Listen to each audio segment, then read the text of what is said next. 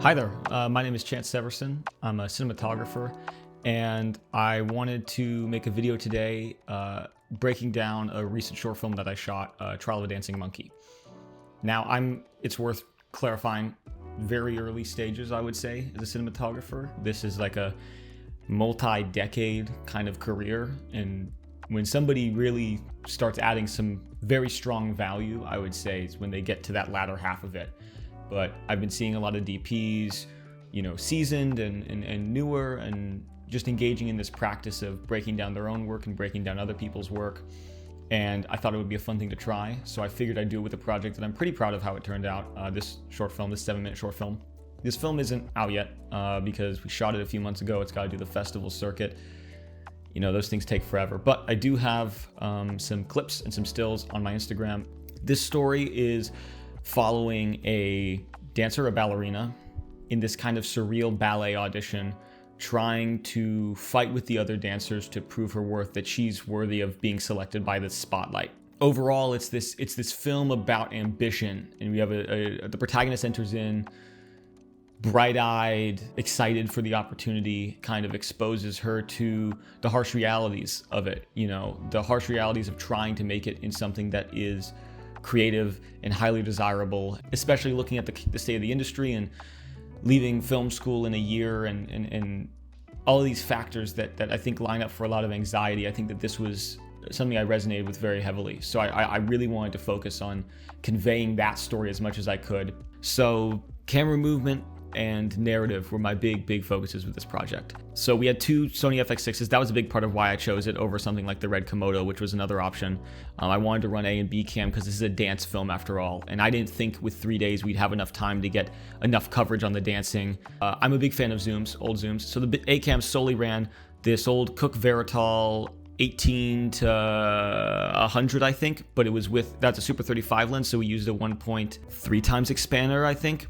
It has this really nice, it over flares, I would say, but for this project, it had this really nice like circular rainbow flare, just feels like warm daylight, and that was a big part of what we wanted. The second camera had just random Zeiss CP.2s and a lightweight zoom on it. We had a doorway dolly for our movement, and we did an M18 and a Nanlux 2400B, and we had some other smaller fixtures that we really never used. A huge inspiration, I'll throw a picture up, was Blade Runner, the original. Jordan Cronenweth, incredible DP, I think one of the greatest. That film is probably the best looking film of all time that I've seen, if you ask me. I showed it to the director, he really connected with it. I loved the idea of this like just blowing out the back of someone's head with a backlight, and then soft, you don't even notice it, like key on the face. Let's get going with the first shot here. So it starts with these curtains. These were 20-foot tall curtains that we put in. Our lovely production designer, she toiled on a scissor lift. There was some. Oh, I'm blanking on the name. The production design rigged a 20-foot tall curtain from there, and it draped down to where the dancers were. I'm gonna be a dancer. I'm gonna be you. I'm not old enough yet, so I'll make these shoes for you. When you're ready, you can use them.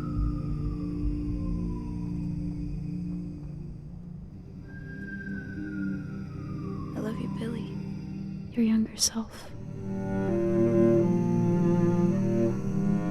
This was one of my favorite shots I pitched in pre-production because I wanted to have something strong and something that connected the character and the shoes to the curtain. Because the curtain and the shoes were the main visual metaphors, motifs, whatever it is. The curtains kind of represent this allure of a career in dance and all that. And so it's bright and shimmering, and it's behind them. And then what I really was happy about was the reaction shot that we cut to after, where she's looking up at the curtain.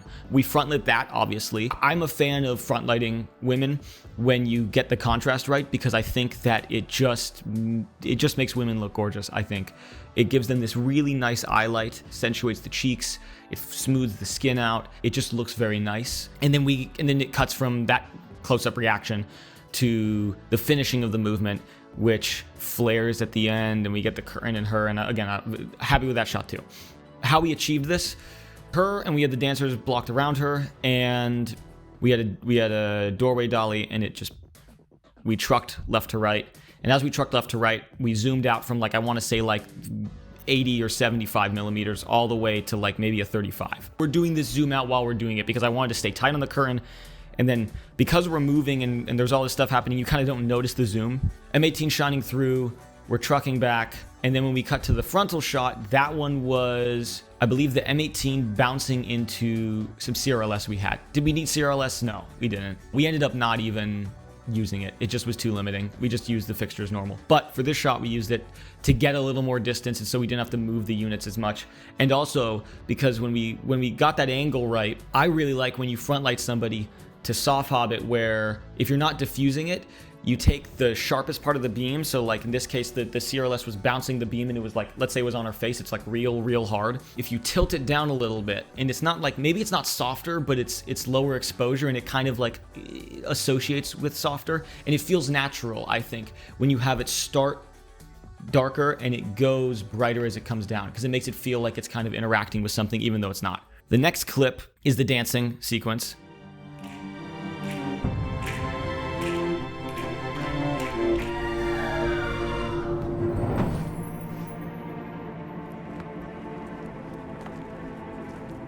This sequence, oh my God, like so many different things happening. Basically the first day we shot for half a day, the dance sequence. And if we're talking about learning moments, I learned a lot because I dropped the ball.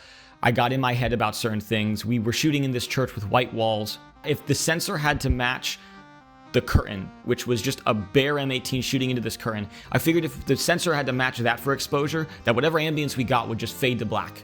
Unfortunately, it didn't. It still had some IRE in there. So when you'd false color it, there was still something going on. Now, we fixed it in post by doing a lot of color stuff. I fumbled the ball that first day. So we shot all of this dancing stuff that you see in the film, or that you see in this clip because you can't see the film. All of that dancing stuff was done exclusively in 6 hours. It was a lot. We shot a lot in that time. So during these dance sequences, we would have an 8x, or maybe it was a 12x, with Muzz, and we would bounce the 2400 off it to get that huge soft source. We put it up as close to them as we could. But on some of the wider shots, we were worried about the spill onto the walls. And so for some of those wider shots, instead of the 2400 on a bounce, we took the 2400 and we backed it up a lot. And we shot it through, I think, some opal, or maybe like a thinner, maybe like a little thicker of a diffusion. I can't remember what we had. But through a 4x4 frame. So it still kept a lot of the cut, which meant that it wouldn't spill so much on the walls, but it was low enough exposure that you kind of didn't notice it was higher intensity in terms of shadows. The camera-wise, main goal was, I got this advice from my cinematography professor, Michael Grady. He said, if you're doing something like dance, the best thing you can start doing is just throwing in crazy camera angles. You know, don't be afraid to go really low, go really high, go to the side, you know, do some fun stuff so you can see the dance happening. So that was a big thing we did. We have this high shot that it starts with, and then we come across down to like shoulder level coverage, and then we cut, and then we flipped the image. Actually, it's the same shot, but we flipped the image, and that's the high angle again. And then we have this low angle later on with the curtains. That was running on B cam. This one is like going full Blade Runner with it. You know, I love this quote from Jordan Cronenweth. Says, people always want to see the face. I just want to see the sex, when he's talking about making an image. Now, obviously, that's not just him being, that's not like a pervy quote. Like it's about him wanting to see the form and how it is in silhouette and in space. And that's like a sexy thing to the image, is like the form, and taking less focus on the face. Especially because she's backlit by the sun. I don't want her, and it's like golden hour, I really don't want her to have a lot of light on the face. So we walk in this 8x super tight. We're bouncing it. So I also wanted to short side this shot. It's a little hard to tell in this, but she is short sided. She's looking to the short side, because I wanted this to feel like she's bumping against a wall. You know, these dancers are pulling her back. She's not going to prove herself. She's like, she could knock on it. She could knock on the frame. That's how close she is. And so she's staring off at the short side of the frame. I thought that was a good effect to have. And it's here, and it's all ending here. It's a here or a now. This was originally 2 shots. It was going to be a push in from one side looking at her and then cut to a pull back when the spotlight leaves. And it was going to be like not flipping the line, but flipping where the camera was pretty drastically. And I'm glad that I didn't do that, because the director had said that he wanted a frontal shot of her when she steps out. He wants to feel her right against the camera, step out. I pitched, well, let's merge these 2 shots that I like, that I think I want to fight for. Let's merge those 2 shots into one, and let's get you all 3 angles of her. Let's get from the side as she's in the line, and then let's have her step out. Unfortunately, the girl at the end was really tall, and our actress, our lead that's there for most of it, was not. So if we had it on her, on our actress, and it would go to the girl at the end who's super tall, she would be like, the light would cut off at her eyebrows. And if we did the other way, you can see it in the clip, the light kind of cuts her off. So I pitched to the director, well, this will be an easy solution, and I think it works. What if she steps out when the light comes out? Because it's like she's striving for the light. Like, she's so mesmerized by the spotlight that she wants to be in that she literally like can't help herself. She just subconsciously steps out. And then it's even more embarrassing when the light leaves her, because none of the other dancers did that. She's so, like, it's an embarrassing moment, and I think it captures kind of what she wants, and that she's so naive coming into this, and she thinks that, of course, if the spotlight's on her for a second, it's selecting her. How we did this, like I said, we had one of these really nice at the church. They had these nice, precise spotlight units that we could control with DMX, so we did that. We are in front of the curtain, so we're getting this kind of, you can see this ambience that we put in. This kind of ambience lifts up the room, and it also gives this kind of curtain texture on them. That was cool because it's going through the curtain. We had 16 feet or 18 feet, something like that, of straight track. And then at the end, we had this little curved track that my Dolly grip threw out there as an idea. They said, oh, what if we use this curved track, and wrapped us around to the girl at the end. And then she steps out. That was the shot. That took a lot of coordination. That shot I'm very happy about, because I think it communicates the fleeting nature of the spotlight leaving her, the embarrassment, the hope initially, and some of the horror, I think, of like this big moment. So yeah, the lighting on that's really simple. Like I said, we have little ambience hitting the top of the curtain. That's just filling them in a little bit, but not too much. And then we have our main spotlight keying them, and we just expose for the spotlight. And I wanted it to be a little hot, so I think we exposed a little hot to the spotlight.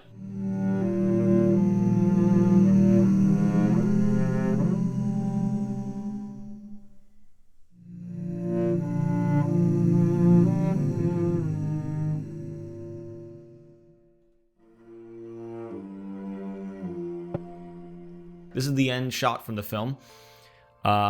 This was another reason we did the FX6. I wanted to do slow-mo at the end. I think slow-mo is not something that comes to mind typically. It can feel corny, but I was talking to the director and I was like, well, I know you're going to be putting music in, and I know you're very musical with this.